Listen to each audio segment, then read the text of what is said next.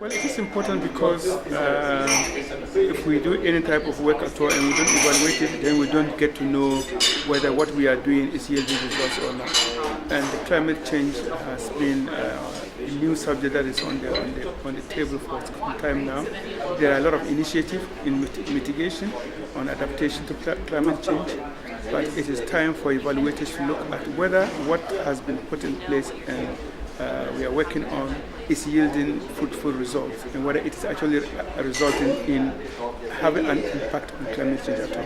What do you think? I mean, from a Ghana perspective, do you think that, I imagine if you look at all of the funds that have been poured into climate initiatives in the past, say 10 years, it must amount to sort of billions of dollars. Have we seen the returns on those investments that we should have done?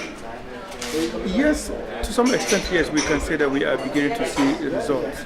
The awareness of climate change is there. The change in mindset in itself is already one step. People are beginning to realize that we cannot continue to do business as usual. We've got to do things differently. There is cleanliness, the amount of efforts made to have clean environment is there.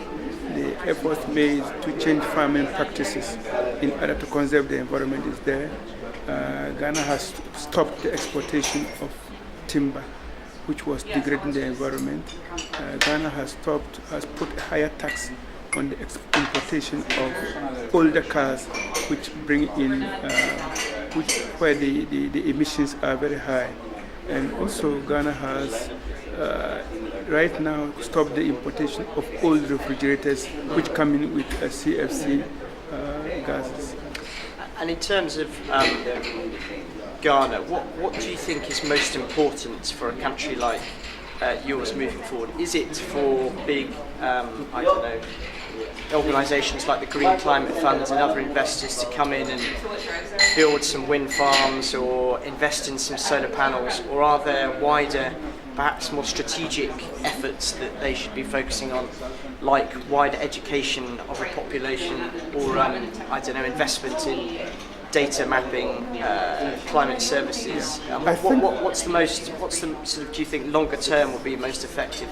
It is not an either-or situation. I think it's both extensive education, starting from primary school throughout the educational structure, as well as programs that try to